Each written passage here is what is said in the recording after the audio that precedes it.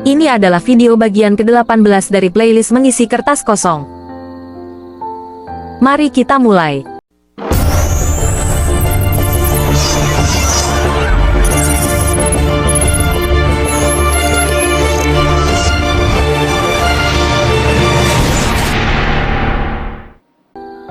Pernah gak sih kalian ngerasa, meskipun kita hidup di dunia yang super berisik, penuh sama notifikasi media sosial, target kerjaan, atau sekadar obrolan gak penting di tongkrongan, tapi hati kita justru ngerasa sepi. Kita kayak robot yang terus lari, tapi gak tahu mau lari kemana. Nah, di episode kali ini, kita bakal bedah satu konsep yang sering kita lakuin setiap hari, tapi mungkin jarang kita maknai sedalam ini, yaitu salat. Tapi, kita gak bakal bahas soal tata cara teknis atau berapa rakaatnya.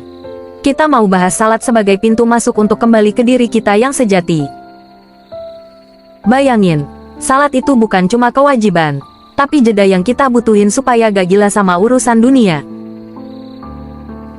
Bab 1. Wudhu, bukan sekadar cuci muka, tapi purifikasi energi. Sebelum kita masuk ke perjumpaan itu, ada prosesi yang namanya wudhu. Banyak dari kita mikir, wudhu itu ya cuma biar bersih dari kotoran fisik. Tapi kalau kita dalami lagi, wudhu itu adalah energy cleansing.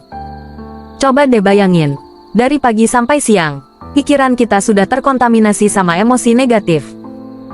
Mungkin kita sempat marah di jalan, iri lihat postingan orang, atau dengerin gosip yang gak jelas. Energi negatif itu nempel di kita. Nah, wudhu, baik pakai air atau tanah, itu fungsinya buat menetralkan lagi frekuensi jiwa kita.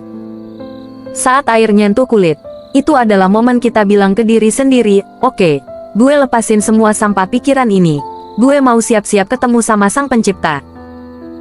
Jadi, khusyuk itu mulainya bukan pas takbir, tapi pas air wudhu pertama kali netes. Bab 2. Entering yourself, masuk ke dalam gua hening. Sekarang pertanyaannya, Allah itu ada di mana sih? Di video ini dijelasin dengan cantik banget, Allah itu lebih dekat dari urat leher kita. Artinya, kalau kita mau nyari Tuhan, jangan cari di luar sana, tapi masuklah ke dalam diri. Masalahnya dunia luar itu terlalu dominan, mata kita lihat macam-macam, telinga kita dengar macam-macam, akhirnya pikiran kita penuh. Salat adalah momen untuk menutup pintu luar itu. Entering yourself. Pas kita angkat tangan dan bilang, Allahu Akbar, itu adalah deklarasi kalau dunia di belakang kita itu kecil. Gak ada yang lebih besar dari momen ini. Kita lagi coba ngecilkan volume suara dunia yang berisik, supaya suara hati nurani, suara Tuhan di dalam diri bisa kedengeran lagi. Itulah kenapa para nabi dapat wahyu di tempat yang hening, kayak gua Hiro.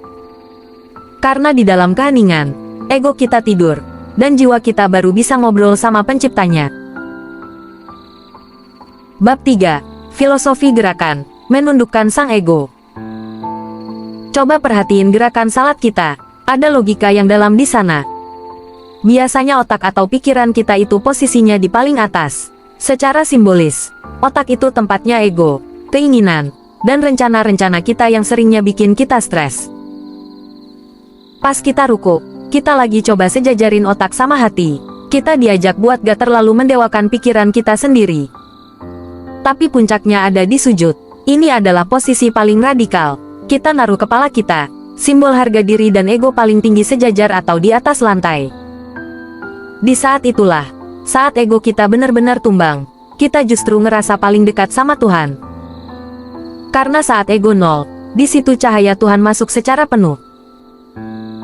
Jadi, sujud itu bukan cuma nempelin jidat ke sajadah, tapi momen buat bilang, ya Tuhan, gue gak punya kuasa apa-apa, semuanya punyamu. Bab 4. Output, salat itu latihan, hidup adalah pertandingannya. Nah, ini poin yang paling jelek. Salat ritual itu cuma 5 waktu dalam sehari, terus sisanya gimana?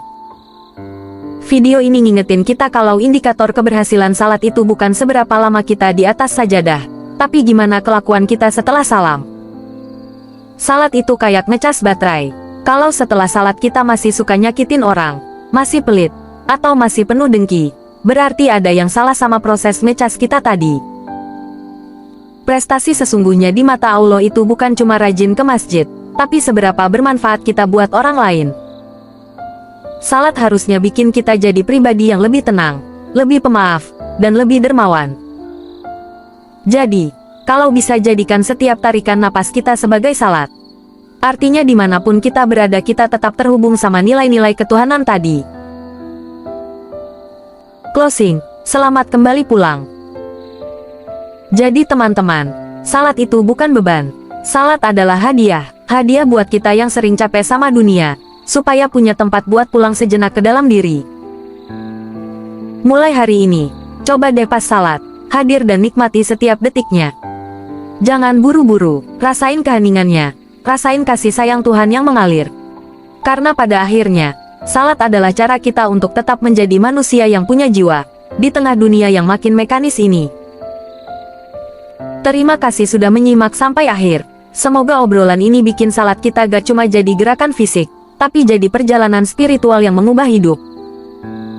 Sampai jumpa di video bagian 19 playlist mengisi kertas kosong berikutnya.